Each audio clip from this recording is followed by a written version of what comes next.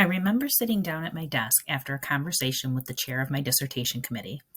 I had shared a loose sketch of some ideas for the kind of first year composition class I wanted to design as the foundation for my dissertation study, but I did not have much more to go on. No solution to the problem yet.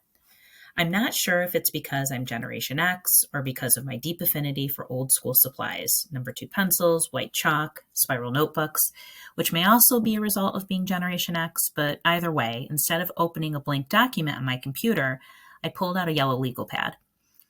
But now that I think about it a bit more, the reason I chose to write my notes instead of type them was instinct.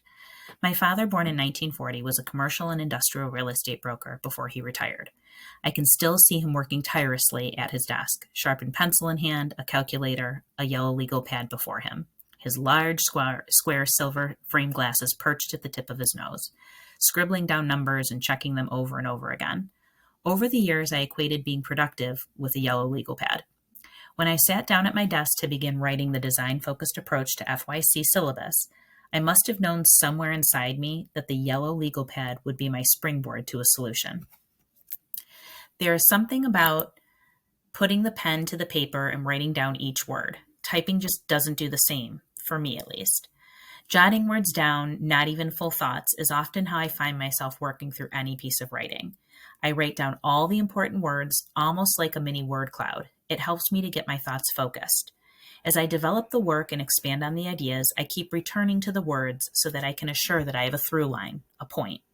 The paper gives me the space to play with the words and mess around with ideas. Some are written in the margins on an angle, others circled for emphasis. But something about having written it with my hands on paper immerses me in the work. Besides living pencils, chalk, and notebooks, when I was a kid, I loved to sketch. When I was older, I loved watching artists sketch their work. The process of making something, putting something together, was really exciting. I was impressed about how artists work to bring their vision to life. Most recently, when I read the work of Palmieri, Purdy, Shipka, I knew there was something to all the things I had been interested in. Artists and writers perform the same moves in their work.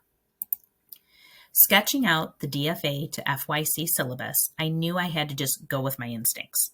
Leave the department's common syllabus aside and do something fresh, blank canvas. Be intentional about not working from a model, but rather building from the bottom up. Do the things that make sense to me.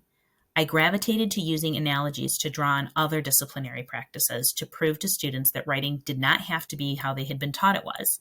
And having been a high school ELA teacher myself, that meant lots of guidelines, lots of formatting, lots of this is right, that's wrong, when writing could be expressive, unpredictable, and inspiring.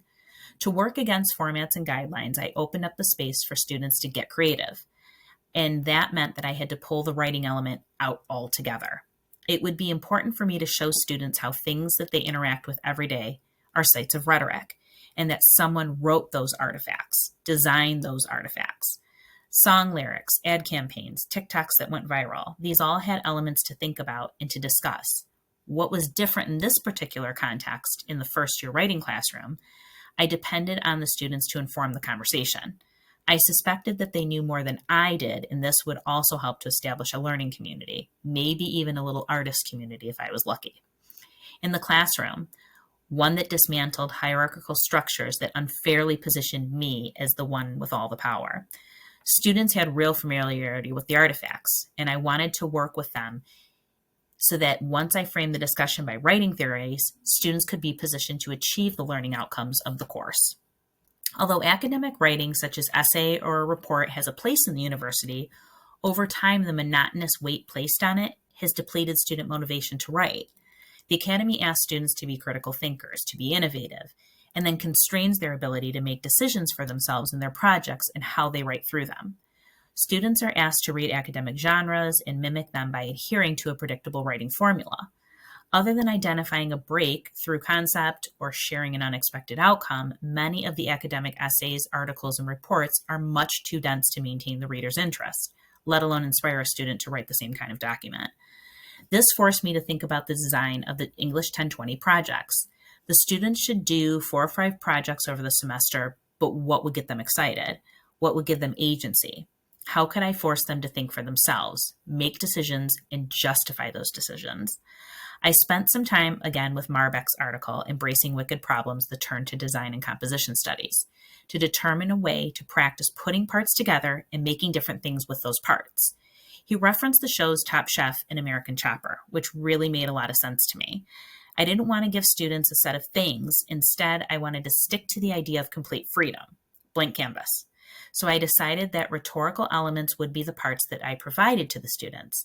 They would learn about the appeals, the rhetorical situation, exigence, context. They would analyze scenes from movies, Twitter threads that they had read, Instagram stories their friends posted. They'd think about media, modes, and McLuhan's The Medium is the Message. And then they would be ready. They would be ready to actively watch a movie, respond to threads on Twitter, and create their own Instagram stories.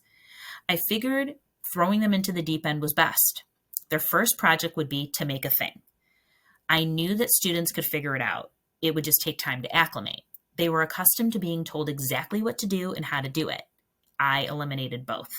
Students had an opportunity to do whatever they wanted. They just had to identify their rhetorical situation, their positionality in the conversation about an issue or topic, and how they wanted to share it out to their fellow peers. They could inform, persuade, entertain, but there had to be a discernible purpose. Returning to the concept of wicked problems in design, I was in essence telling students that they could bake a dessert, paint a mural, DIY an herb garden. But in the context of performing the objectives they learned during the unit, I hope students could explain for whom the dessert was intended and why they chose that particular dish. How did they use what their guests said about the dessert to make improvements to the recipe? I was excited at the prospect of all the fun and exciting projects students would create, and it would undoubtedly be the perfect setup for a redo. I wanted students to redesign the first project, but I would save it for last. In between, as I instructed more about visual theory, modal aptness, circulation, rhetorical listening, and performing empathy, among many other concepts, students would work through an analysis in an argumentative piece. I plotted the rhetorical analysis immediately following the first project. It would benefit the students to return to the Aristotelian appeals and rhetorical strategies. They could examine an artifact and discuss how the writer-designer of that artifact performed writerly strategies and to what effect. I called it pulling things apart. Having practiced analytic skills would support the students in returning to their first projects for a redesign later in the semester. They would be better equipped to use the appeals, find evocative language, choose a suitable mode for their remix because they had a better understanding of what works. This left some space between projects 2 and 4. I designed project 3 to be an argument, discussing things. But I knew that writing up a traditional argumentative essay would not necessarily teach them to be effective writers. I developed the project rationale so that students recognize how to argue, how to listen to arguments, and they will learn how to qualify arguments as well. So much of what students see and hear is in fact an argument. They just don't realize it. So I felt it was my job in a rhetoric-centered course to design an opportunity for students to perform argumentation in an everyday space. At that point, I had my 4 big projects. Then I had to think about how to move the students from point A to point B using the design-focused approach. I created a set of small tasks and objectives and chunked them, which was not necessarily a novel idea, but a deliberate attempt to move away from formats, templates, and outlines. I was finally getting to the solution.